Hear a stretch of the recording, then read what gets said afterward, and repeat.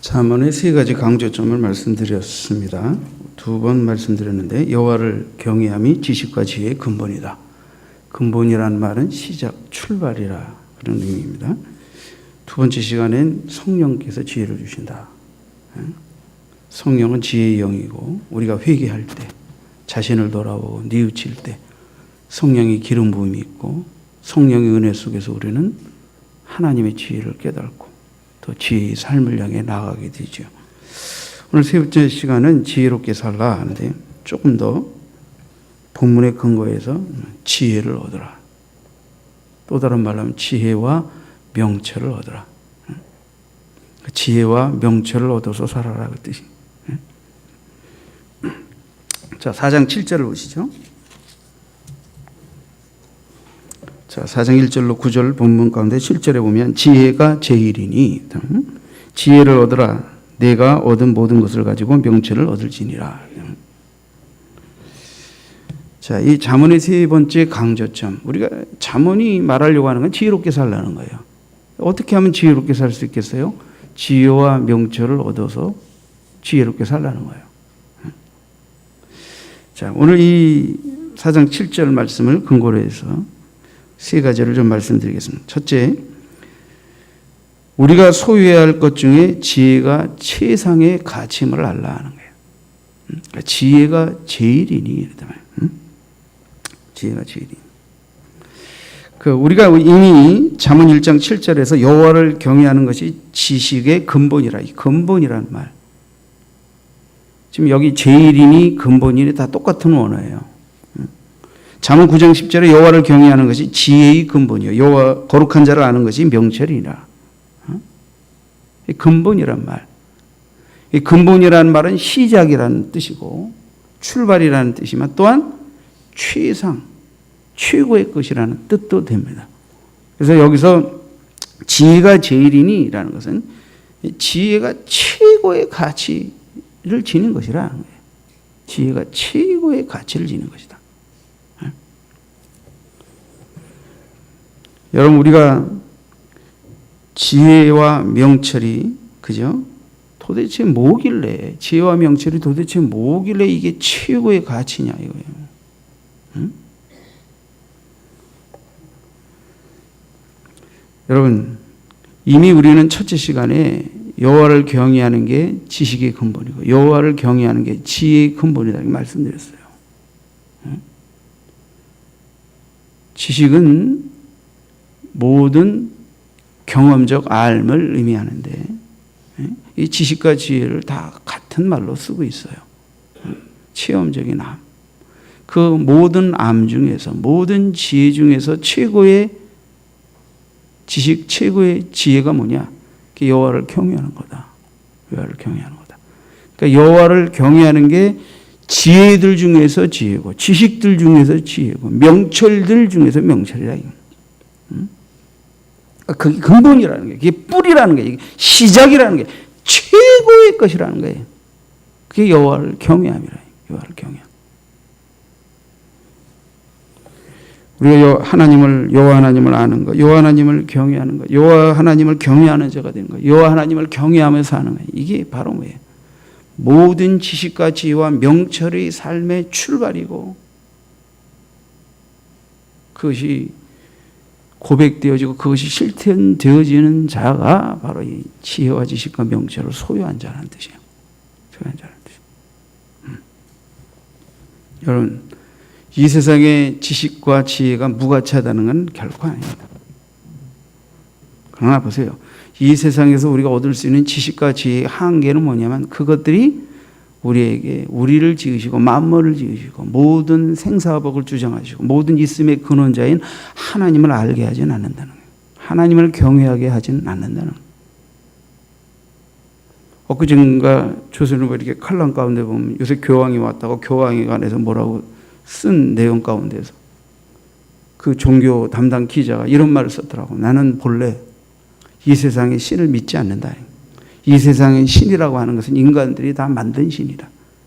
그러면서 이제 교황에 대해서 쭉 써서 자기는 그러니까 불신자라는 거죠. 그리고 자신이 생각하는 신이라는 존재는 인간이 자기를 위하여 만든 신이라는. 맞아요. 인간들이 자기를 위하여 만든 신은 가짜 신입니다. 인간이 자기를 위하여 만든 하나님은 성경에서 말하는 하나님이 아니고 그건 인간에 의해 만들어진 가짜 하나님입니다. 성경에서 말하는 하나님은 어떤 하나님이냐면 인간에 의해 만들어진 하나님이 아니고 하나님에 의해 인간이 만들어졌고 만물이 만들어졌다고 말씀하시는 그 하나님. 그러니까 하나님은 인간과 만물과 세상의 있음의 근원자가 하나님입니다. 근원이 하나님께 그 하나님을 경외하는 것이 지식과 지혜의 근본이라. 그러니까 세상은 신을 인간이 만든 것이라고 생각하니까 그런 불신자들은 신을 믿을 필요가 없죠. 신을 인정하지 않으니까. 그러나 만약에 하나님이 계시고 하나님으로 말미암아 인간이 지어졌고 만물이 하나님께로부터 왔다가 하나님께로 돌아간다고 성경이 말하는 그것이 사실이라고 하게 되면 우리가 이 세상의 모든 지식과 지혜를 터득하고 깨닫고 배우고 알기 위하여 많은 시간과 정욕과 물질을 허비한다 하더라도 나를 있게 하시고 나의 영혼의 정처를 정하시는 하나님, 나를 지으신 하나님, 만물을 지으신 하나님을 모른다고 하게 되면 지혜 중에 지혜를 놓치는 것입니다. 지식 중에 지식을 놓치고 사는 것입니다. 그래서 여호와를 경외하는 게 지식 중에 지식이고 지혜 중에 지혜고 명철 중에 명철이고, 그죠? 그래서 지혜를 얻으라 이게 지혜를 얻으라. 지혜가 최고다. 제일이다. 응?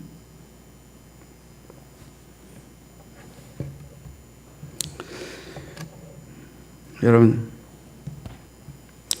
이 지혜와 명철을 좀 이해하기를 바랍니다. 자, 다시 7절 보시죠. 지혜가 제일이니 지혜를 얻으라. 내가 얻은 모든 것을 가지고 뭘 얻으라? 명철을 얻을지니라. 그러니까 지혜를 얻으라, 명철을 얻으라. 지혜를 얻으라, 명철을 얻을지니라. 5절을 보세요. 5절. 지혜를 얻으며 명철을 얻으라. 내 입의 말을 잊지 말며 어기지 말라. 지혜를 얻으며 명철을 얻으라. 지혜를 얻으며 명철을 얻으라. 그러니까 좀 지혜와 명철이 뭐냐 이걸 이해할 필요가 있어요. 이 명철이란 말은 히브리어 빈에서 나온 명사로서 비나라고 하는데 이 뜻은 이해하다, 지각하다, 식별하다, 분별하다, 통찰하다 이런 뜻이 있습니다. 좀 쉬운 말로 하면 이해하는 거예요. 지각하는 거예요. 이게 명철입니다. 그러니까 이 명철은 하나님이 우리에게 이해하게 하실 때, 그 쉬운 말로 깨닫게 하실 때, 지각하게 하실 때, 분별하게 하실 때, 통찰하게 하실 때 얻어지는 거예요. 그렇게 해서 얻어진 게 뭐예요? 지혜죠.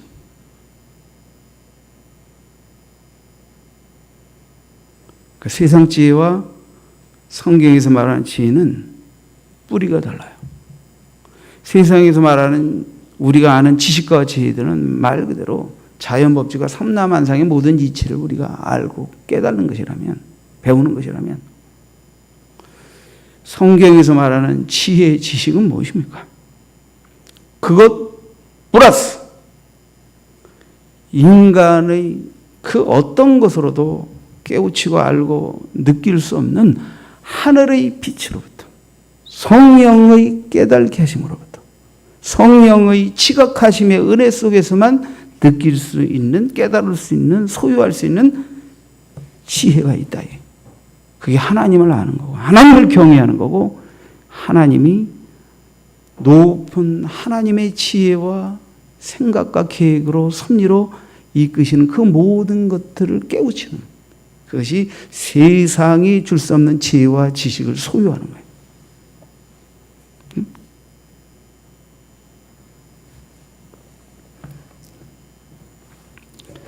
여러분, 세상의 지혜와 지식은 하나님을 뭐 인정하고 있을지도 모른다 이렇게 말하는 사람도 있고 없다 이렇게 말하는 사람도 있고. 그러나 세상의 지혜와 지각으로는 하나님을 알 수가 없어요. 근데 하나님께서 위로부터 우리에게 새로운 인식의 빛을 비춰주시는 거예요. 인식의 빛을 비춰주시는 거예요. 사울이 교회와 예수를 핍박하며 예수 믿는 자를 잡아가기 위해 다메섹으로 가다가 정오의 태양빛보다 더 밝은 부활의 주님이 빛 가운데 그에게 나타났을 때 주님으로부터 나오는 영광의 빛을 쬐이는 순간 복음을 방해하고 교회를 핍박하던 그의 나름대로의 하나님의 영광을 위해 일한다고 하는 그 생각이 어둠이고 그게 사단에 속은 것이고 그게 율법주의에 속은 것이고 당시의 교권주의에 속은 것이고 네가 핍박하고 죽이려 한 그 예수가 하나님이 보내신 메시아 구세주가 맞다고 하는 인식의 빛이 부활의 영광의 빛으로 바울에게 쬐있을 때 그가 잘못 본 육신의 눈을 멀어버리고 그의 영적인 눈이 떠져서 다시 말하면 하나님의 존재와 하나님이 부르신 예수 그리스도가 구세주요 부활의 나의 하나님이라는 것을 깨달은 인식이 새로워지면서 그에게 지혜가 임하게 된 거예요. 그가 그동안 최고의 율법사라고 하는 가말리엘 문화에서로서 최고의 율법을 다 배웠지만 스스로의 노력과 열심으로 얻어져서 터득될 수 있는 게 아니에요. 하나님의 위로부터 내리는 인식의 빛이 비추어졌을 때 그가 영안이 열리고 영적인 눈이 떠지고 하나님을 알고 하나님이 보내신 예수를 알고 자기가 지금 한 짓이 무슨 짓이라는 것을 아는 순간 악으로 달려가던 그의 발걸음이 멈춰지고 그는 복음을 위하여 새롭게 태어나서 이제는 복음을 위한 자가 되어서 그를 파송하고 그를 통하여 교회를 핍박하려 했던 자들이 바울을 제일의 공적으로 여겨 그를 죽이려고 암살자를 보내는 이런 역사가 있었던 것입니다.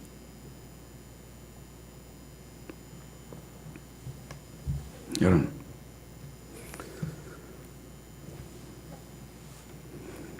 좀 이해를 돕기 위해서 자, 4장 19절을 보시죠. 악인의 길은 어둠 같아서 그가 걸려 넘어져도 그것이 무엇인지 깨달지 못하느니라. 악인은 지혜가 없어요. 어두워요. 그래서 자기가 뭐에 걸려 넘어져도 지금 뭐 때문에 걸려 넘어지는지를 몰라요. 볼 수가 없어요. 바울도 영적으로 어두워서 자기가 하는 짓이 뭔지를 몰랐던 거예요. 그런데 빛이 비춰지니까 그가 영적으로 눈을 뜨게 되니까 보게 된 거예요. 그러니까 다시 말 하나님이 보게 하시는 순간 자기가 뭘 잘못 보고 무슨 짓을 했는지를 보게 된 거예요.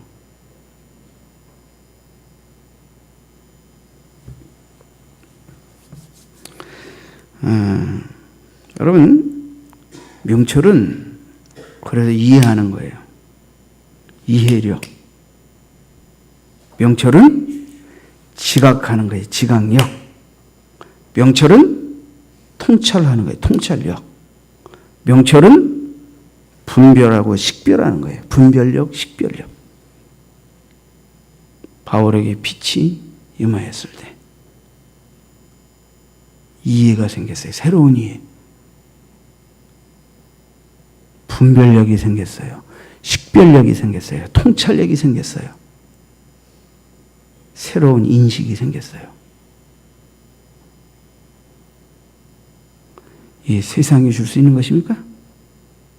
세상으로부터 얻을 수 있는 것입니까? No. 모든 있음의 근원자, 인간을 지으시고 만물을 지으신 우리에게 영혼을 주신 하나님을 인식하고 이해하고 깨닫고 알고 느끼고 경험하고 믿게 되는 은혜는 하늘의 빛이 없이는 불가능합니다. 이게 뭐예요, 하나님? 성령으로 깨닫게 하신다는 거예요. 성령으로 이야기하신다는 거예요. 성령으로 믿게 하신다는 거예요. 성령으로 인식하게 하신다는 거예요. 성령으로 새로운 것을 볼 수 없었던 것을 보게 하신다는 거예요.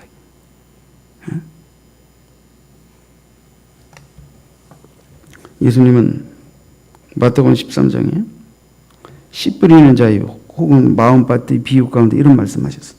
아무나 13장 19절에 아무나 천국 말씀을 듣고 깨달지 못할 때는 악한 자가 와서 그 마음에 뿌려진 것을 빼앗나니 이는 곧 길가에 뿌려진 자요.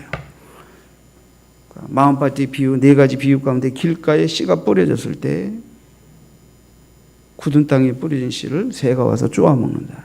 이 비유를 통해서 예수님이 아무나 하나님의 말씀을 듣지만 천국 말씀을 듣고 깨달지 못하는 자,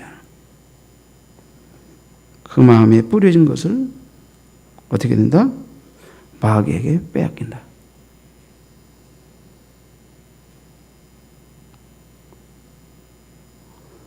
여러분, 그동안 하나님 앞에서 여러분들에게 선포된 말씀, 여러분이 읽은 말씀, 들은 말씀, 얼마나 많은 말씀이 여러분의 것이 되었습니다.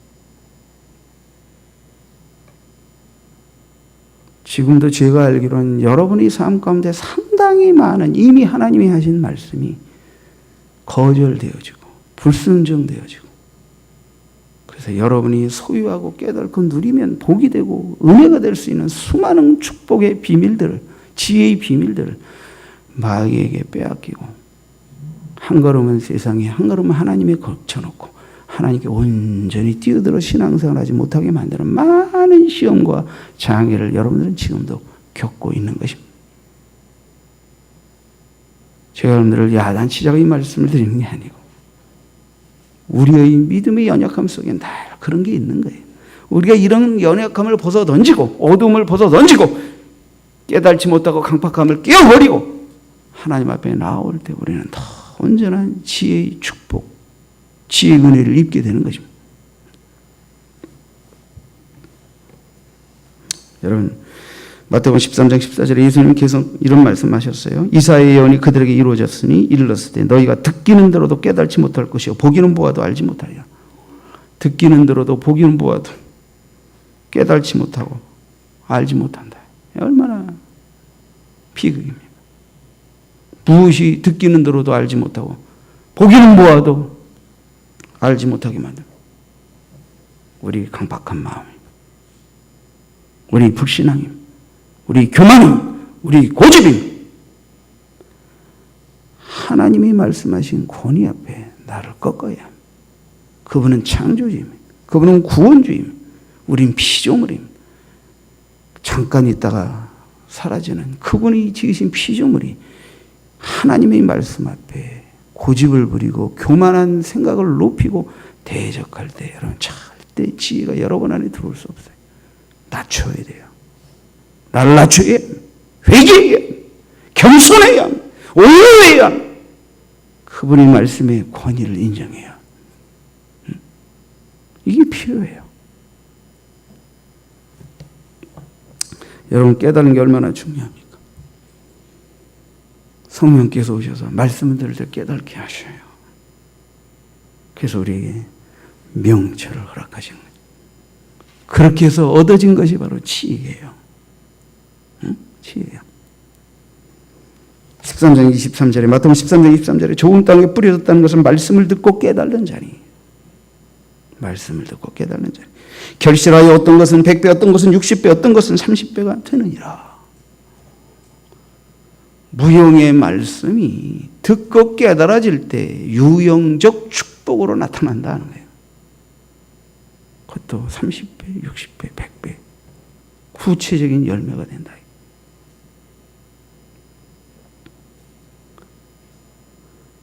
말씀이 만물을 지었습니다. 빛이 있으라 하니까 빛이 있었어요. 하나님이 우리에게 말씀하시고 그것을 내가 깨닫고 믿고 행하면 그 말씀이 30배, 60배, 100배의 결실로 다가온다는 것을 믿으십니까?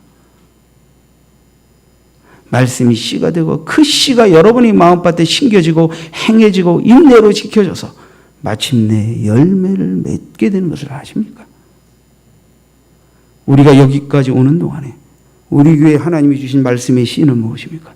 우리가 어떤 말씀을 믿고 30배, 60배, 100배의 결실로 오늘의 역사를 이루었습니까? 아십니까? 아무것도 모르겠어요? 들으셔야 돼요. 배우셔야 돼요. 그냥 이루어진 게 아니에요.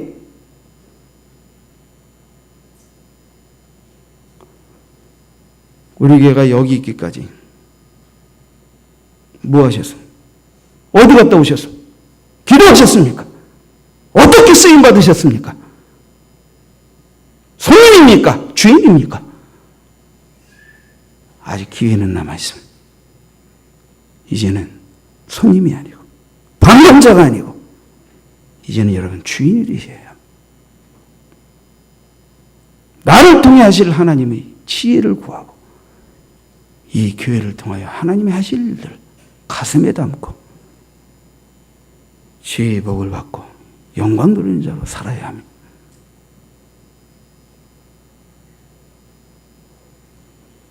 여러분, 부부간에서 살다 보면요, 지금 세상을 바라보세요. 부부가 다 부부가 아닙니다. 같이 산다고 부부가 아니에요. 이혼 안 했다고 부부가 아니에요. 법적으로는 이혼 안 했어도 정신적으로 이미 이혼 상태에서 사는 부부가 이 세상에 바깥에 나가면 쎄고 쎄어요. 쎄고 쎄어. 부부가 부부이려면 느껴야 합니다. 남편을, 아내를, 사랑을 느껴야 합니다. 나눔, 공통의 관심이 있고 나눔이 있고 교제가 있고 축복을 나누는 뭐가 있어야 되지 않습니까?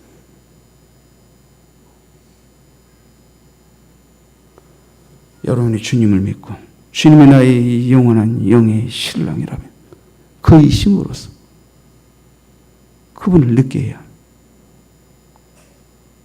그분을 영적으로 나의 구원이며 나의 영의 남편임을 알아. 그분과의 사귐 속에서 은혜를 느끼고 사랑을 느끼고 사랑을 드리고 사랑을 받고 순종하고 뭐가 이루어져야 되잖아. 그게 신앙생활이지.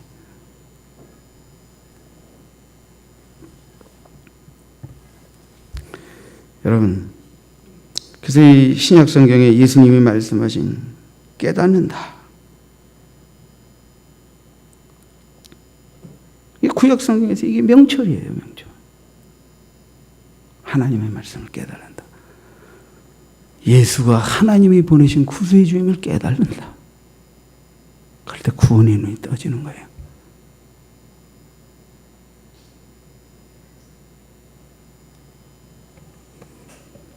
사랑하는 성도들, 다시 한번 우리는 지혜가 제일이니 여호와를 경외함이 지식의 근본이고 지혜의 근본이라고 말한 시작, 최상의 것이라는 의미를 여러분들 다시 한번 가슴에 담아요. 왜 우리가 교회 나옵니까? 왜 우리가 하나님을 믿습니까? 여호와를 경외함이 지혜 중에 지혜고 지식 중에 지혜고 명철 중에 명철이고 이것이 하나님의 백성들에게 최고의 가치감에 대한 순종의 인정의 고백이기 때문에 그래요. 그래서 워십이라는 말은 worthship, 당연히 가치 있는 존재에게 가치감을 돌려드리는 거예요. 내가 이 세상의 삶 속에서 최고로 가치 있는 분, 최고로 공경하고 최고로 사랑해야 할 분이 하나님, 그분이 보내신 예수 그리스도, 그분이 보내신 성령, 성삼위 하나님 믿고 따르고 경외하는 것, 이것이 이 땅에서 살아가는 동안 최고의 가치. 그래서 이 세상에 분주한 많은 일이 있지만 하나님께 나와 먼저 예배하고 경배하고 한 주간의 삶을 시작하는, 이게 죽게 도하는 자, 이게 하나님을 경외하는 자, 이게 지식과 지혜와 명철을 소유한 자의 삶 속에서 나타난 첫 번째 뚜렷한 변화와 증거입니다.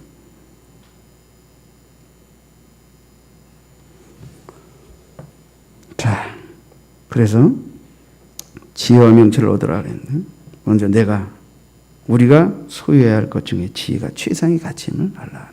두 번째, 지혜를 얻기, 이 지혜와 명철을 얻기 위해서 내가 얻은 모든 것을 지불할 수 있어야 한다는 거예요. 가치감은요, 단순한 인식으로 끝나는 게 아니에요. 그거를 소유하고 얻기 위해서 때로는 어떤 대가가 요구될 때 기꺼이 지불할 수 있어야 되는 거예요. 얼마 전에 스바 여왕이 솔로몬의 지혜를 듣기요, 어마어마한 피해문과 은금 보화를 갖고 왔다는 거 말씀드렸죠? 그때 얼마라고 그랬어요, 내가?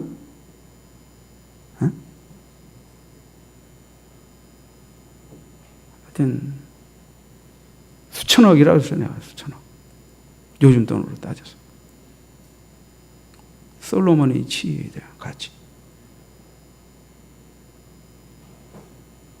자, 예수는 값없어서, 값없는 지혜여서, 무가치한 것이어서 공짜로 하나님께 해서 우리에게 주신 게 아니에요. 이 세상의 최상의 가치예요.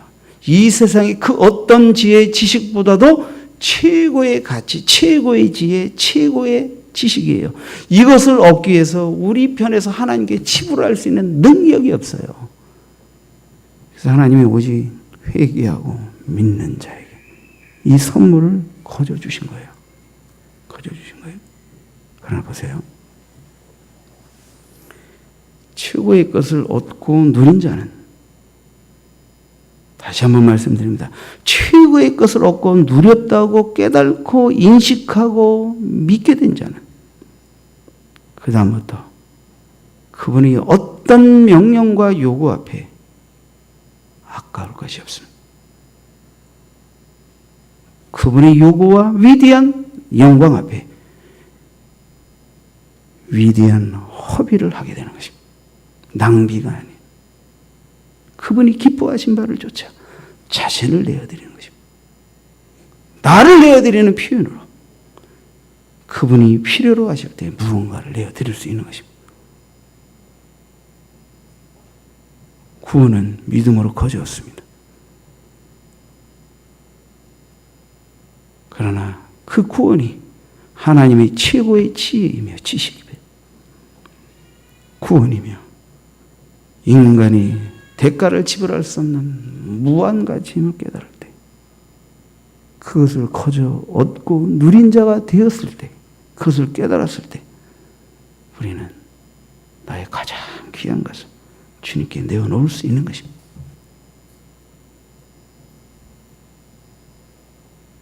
제가 왜 목사가 됐습니까?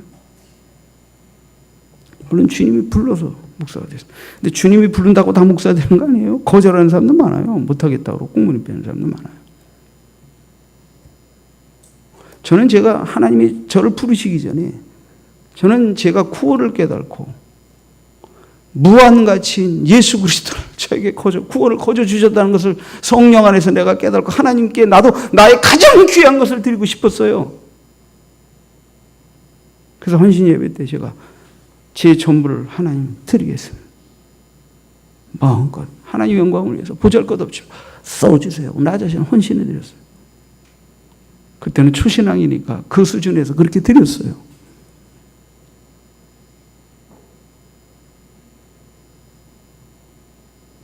여러분, 구원받으면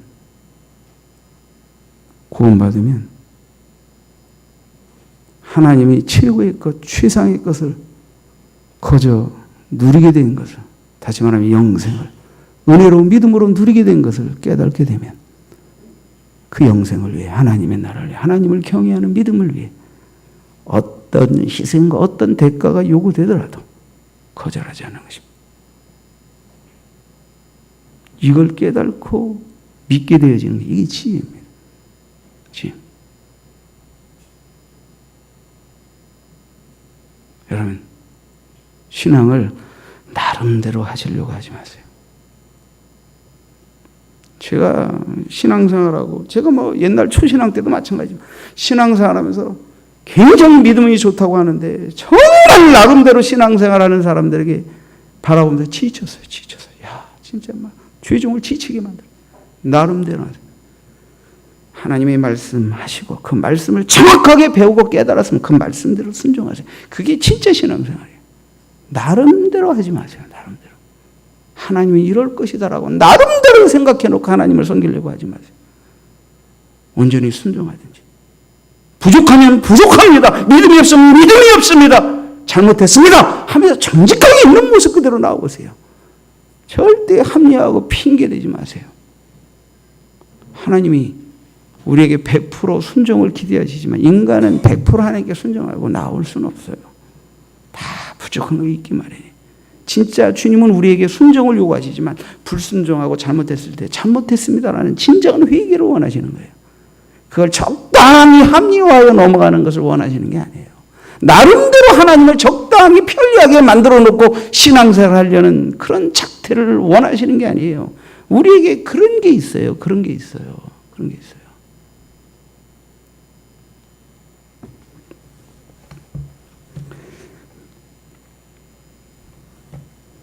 지혜를 얻으라. 4장 5절 다시 보세요. 지혜를 얻으며 명철을 얻으라 그랬죠. 7절에도 지혜를 얻으라, 명철을 얻을지니라. 이 얻으라라는 말은 원래 이게 취득하다, 상거래를 통해서 얻다 뭐 이런 걸로 해요. 그러니까 그냥 얻는 게 아니라 그걸 얻기 위해서 뭔가 대가를 지불한다는 의미가 있어요. 대가를 지불한다는 의미가 있어요.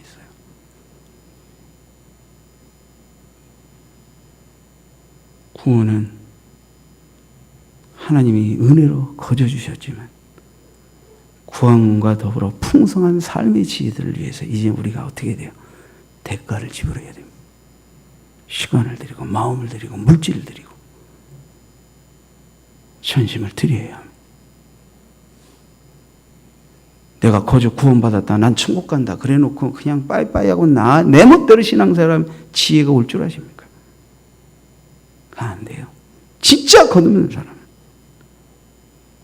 구원은 거저 믿음으로 받았지만 구원과 더불어 풍성한 지혜의 삶을 향하여 이제 우리는 대가를 지불할 준비가 되어 있는 자가 되어야 되는 거예요.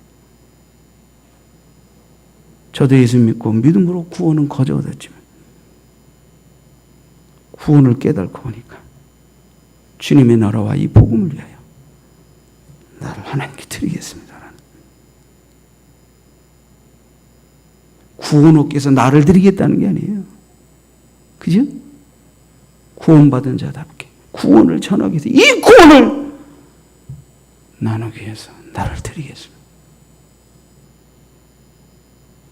그러면서 하나님은 저에게 많은 말씀을 깨닫게 하시고 지혜를 주시고 저를 주의 종으로 불러주셨습니다.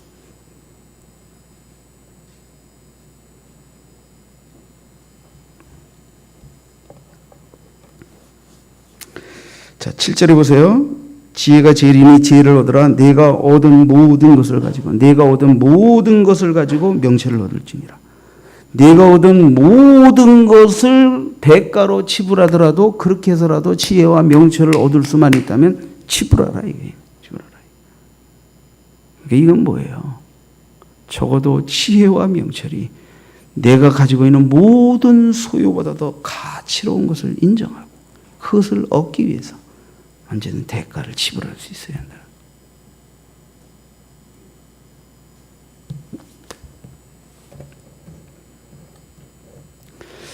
예수님은 감추인 부와나 진주의 비유를 통해 우리에게 좀 이해를 돕는 이런 말씀들을 이해할 수 있는 말씀들을 주셨는데요.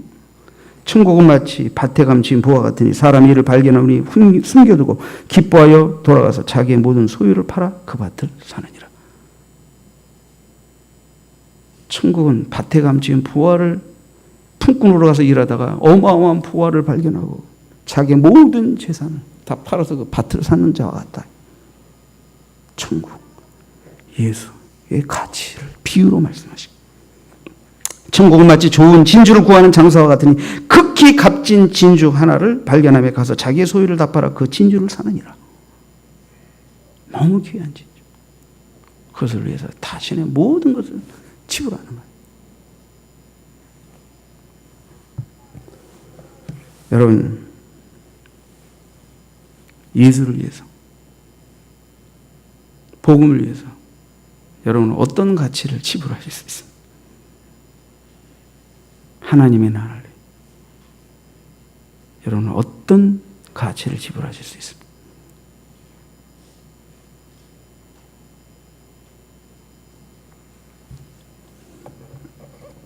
예수님이 돌아가시기 며칠 전 마리아가 그 집에 오신 그 시몬의 집에 문둥병자였다가 고침받은, 나병 환자였다 고침받은 시몬의 집에 오셔서 식사하실 때 이 마리아가 와 옥합을 깨뜨렸어요.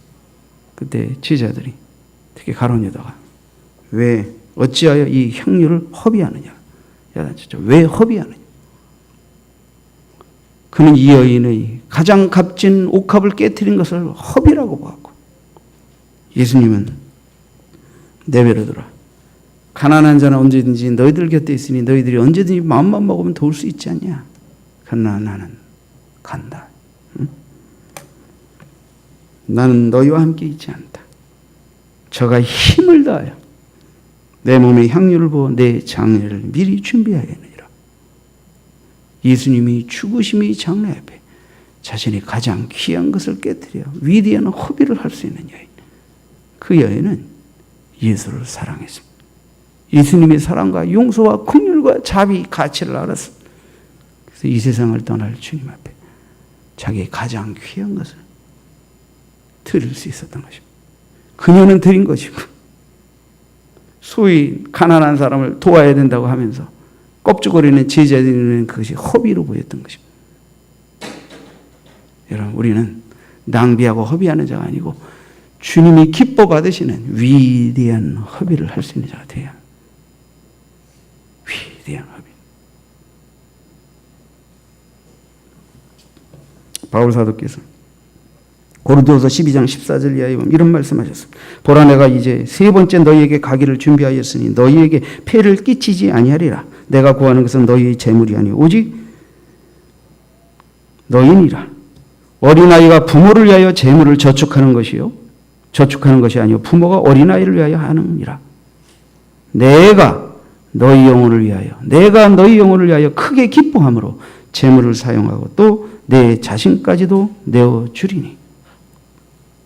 바울 사도께서 내가 너희 영혼을 위하여 내 재물과 내 자신을 허비한다라고 말하는 거예요. 그래도 아깝지 않다. 뭐 때문에? 너희 영혼의 가치 때문에.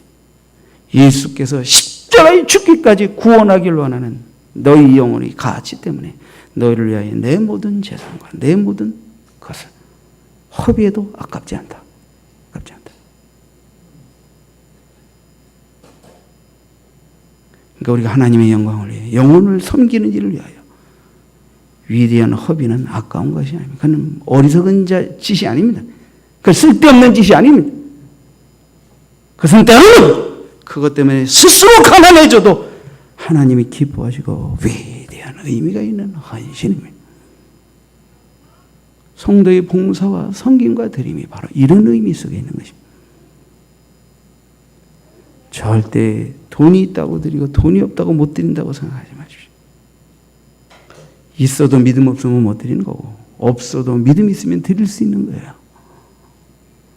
저도 하나님께 은혜를 깨닫고 드릴 게 없어서 내 몸뚱아리를 드렸잖아요. 뭘 드리시게? 주님이 진짜 여러분에게서 원하시는 것은 여러분의 마음입니다. 여러분의 마음입니다.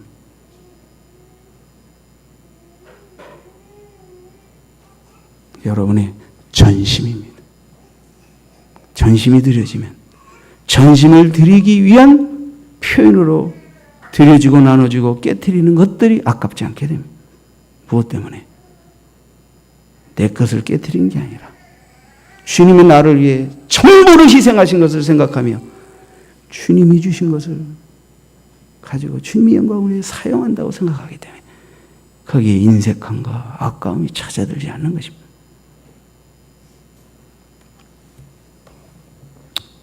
자, 세 번째, 자, 그럼 우리는 지혜롭게 살아야 되겠습니다. 지혜와 명철을 따라 살아야 되겠습니다. 근데 어떻게 지혜를 얻을 수 있습니까?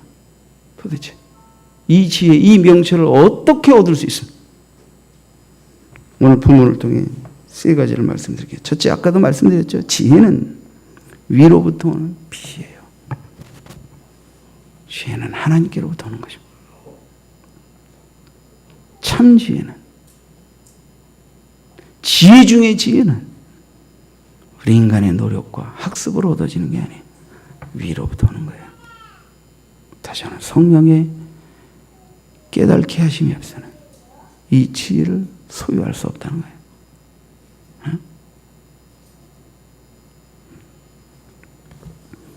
두 번째, 지혜는 지혜자들로부터 옵니다.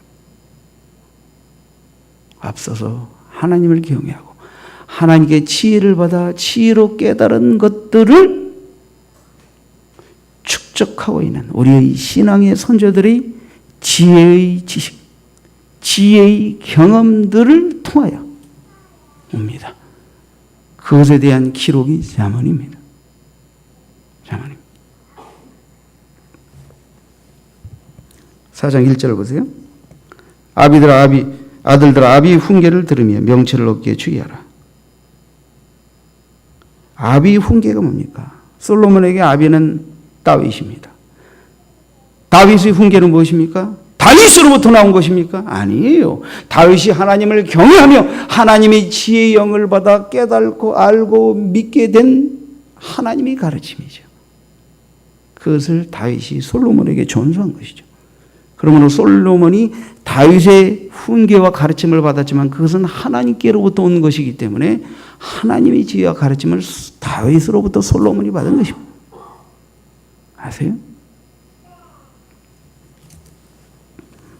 그래서 4장 1절에 아비의 훈계를 들으며 명철을 얻게 주의하라. 주의하라는 말은 듣고 행하라는 거예요. 주의하라는 말은 청종한다는 뜻이 맞아요. 그러니까 아비의 훈계를 듣고 명철을 얻도록, 명철을 얻을 수 있도록 그것을 잘 듣고 행하라는 거예요. 듣고 행하라. 그러면서 명철이 얻어져요. 그러니까 지혜는 단순히 머릿속에 배우고 아는 것으로 끝나는 게 아니라 행해서 체득되어지는 거예요. 체험적인 알미란 말이에요. 그래서 거기서 명철이 오는 거예요. 그러니까 듣고 행하지 않으면 안 돼요. 행해야 되겠다고 결심해야 행하기도 하고 안 행하기도 하고 그래야 안 행한 것을 회개하기도 하고 그래야 안 했을 때와 했을 때의 차이를 또 알게 되고 그래서 더 해야 되겠다는 걸 알게 되고 이러면서 뭔가 깨달아져야 명철이 오는 것입니다.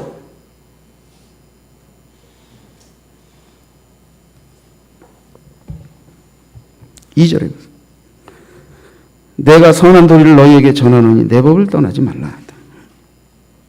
선한 도리라는 것은 올바른 좋은 그죠? 이 가르침과 교훈을 너희에게 전했으니 내 법을 떠나지 말라 이 뜻입니다. 4절에 보세요. 4절에 건너뛰어서 아버지가 내게 가르쳐 이르기를 내 말을 내 마음에 두라. 내 명령을 지키라. 그리하면 살리라. 내 말을 아버지의 내 말, 아버지의 말을 아니죠. 하나님의 아버지에게 가르친 하나님의 말을 내 마음에 두라는 거죠. 하나님이 어딨어 임마! 이렇게 말한 아버지의 말을 가슴에 평생 담고 하나님 부인하며 살라는 뜻이 아니에요. 하나님을 경외하고 하나님이 가르친 아버지의 말을, 아버지를 통한 하나님의 말을 내 마음에 담고 순종하고 행해라. 그러면 네가 산다 이런다. 아시죠? 그러므로 하나님이 가르침을 받았던 부친의 가르침이 솔로몬에게 있어서는 하나님의 지혜자의 가르침인 것입니다.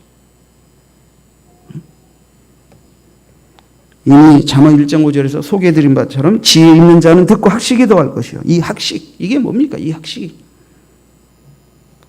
축적된 지식이죠. 하나님을 경외하는 지혜자의 삶의 신천과 시행착오와 경험 속에서 체득되고 그의 인생 속에서 축적된 신앙의 선조들이 그 축적해놓은 그 뒤에 그 지혜를 소유하기 위해서 거기에 귀를 기울이고 순종하라는 거예요. 그래서 여러분, 지혜는 위로부터 오는, 지혜는 성령의 깨닫게 하심으로부터 시작돼요. 지혜는 그런 은혜를 입은 지혜자들이 축적한 지혜와 인생의 경험들을 통하여 하나님의 지혜를 우리가 소유하게 된다. 세 번째, 지혜로운 삶을 살려면 지혜자의 지도와 조언을 귀히 여기라는, 이 모략이라고 말합니다. 지도와 조언, 모략.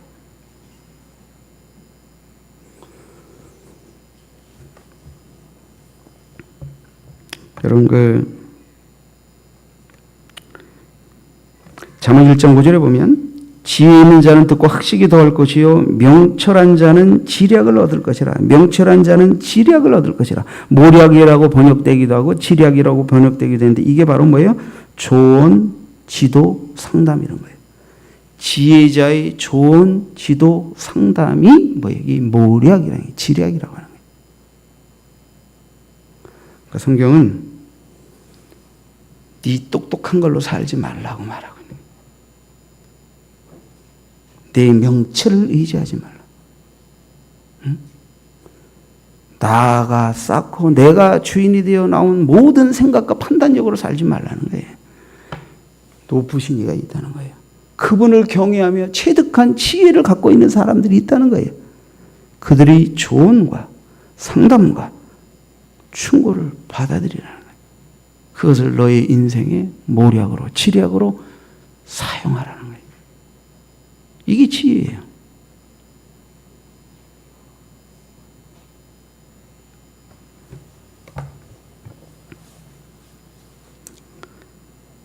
지혜롭게 산다는 것은, 지혜롭게 산다는 것은 하나님의 지혜를, 하나님의 진리를 깨닫고 이해하고 지각하고 분별되고 식별되는 은혜를 입는 거예요. 그렇게 해서 체득되어지는 거예요. 그 지혜를 누가 갖고 있습니까? 앞선 우리의 신앙의 선조들. 그런 은혜를 입어 지혜를 터득하고 지혜롭게 살고 인생의 여러 가지 시행착오를 통해 후배들에게 좀 더 시행착오를 주기고 지혜롭게 살라고 권면하는 지혜의 보고들. 그게 잠언, 시편, 전도서, 욥기.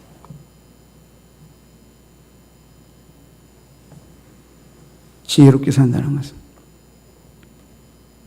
하나님을 알고 하나님의 지혜의 역사 속에서 사는 자들의 지혜와 조언과 충고를 받아들여서 살라는 거예요. 거기에 모략이 있다는 거예요. 다윗이 지혜자였죠. 그러나 그 곁에 또 다른 모략 지혜자를 두었죠. 누구의? 나단입니다. 후세입니다.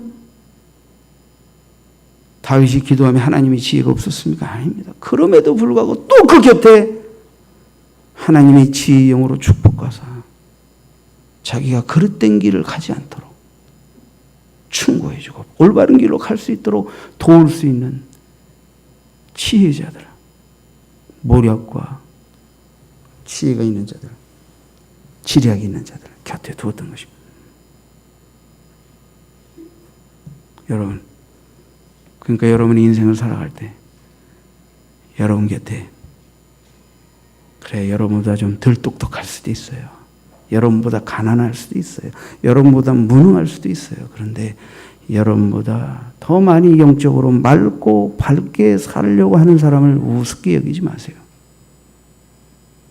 그 사람이 여러분들보다 모든 삶에 있어서 지혜는 부족할지 모르지만 그들이 여러분보다 지혜주행의 지혜인 하나님을 아는 믿음이 다르기 때문에 여러분이 미처 깨달지 못하고 소유하지 못한 지혜가 그들로부터도 올 수 있는 거예요. 그래서 기도 부탁하는 거예요. 그래서 저는 제가 여러분에게 말씀을 전하고 여러분에게 말씀을 가르친다고 해서 여러분을 무시하는 게 아니고 여러분이 순종하고 청결하게 주님께 복종하며 기도하고 깨어있는 믿음의 사람들의 조언에 귀를 기울이고 그들의 응답과 그들의 기도를 귀히 여겨서 항상 그들에게 도움을 청하며 제가 목양의 중요한 결정 속에서 목회자가 혼자 기도하고 응답받은 것으로 결정해서 여기까지 온 게 아니고, 여러분, 하나님을 경외하는 믿음의 지혜가 있는 성도들이 기도와 응답을 초원으로, 모략으로 삼아 순종하여 여기까지 이르는 것을 잊지 마십시오. 그러니까 기도하는 사람들, 그래도 주님 뜻대로 헌신하며 충성하고자 하는 사람들이 충고와 조언과 기도를 귀히 여기라는 거예요. 귀히 여기라는 거예요.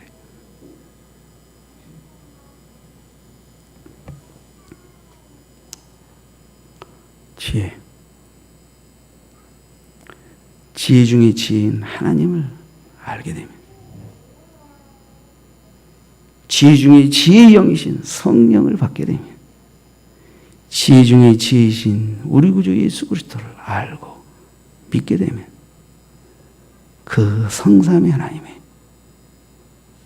땅에 있는 쉽게 넘어지고 조석지변으로 번하고 죄의 유혹 앞에 무릎 꿇는 우리와는 전혀 다른 높으신 하나님의 판단과 식견과 지혜와 권면이 우리에게 오니까, 내가 내 열심으로 습득할 수 없는 또 다른 지혜, 높은 지혜를 우리가 소유하여 철부지처럼 나그네 인생길을 사는 게 아니고, 나를 구원하시고 나를 부르신 하나님의 뜻 가운데서 하나님을 기쁘시게 하는 거룩한 삶에 도전하는 지혜로운 삶이 우리에게 오게 되고 펼쳐지게 되는 것입니다.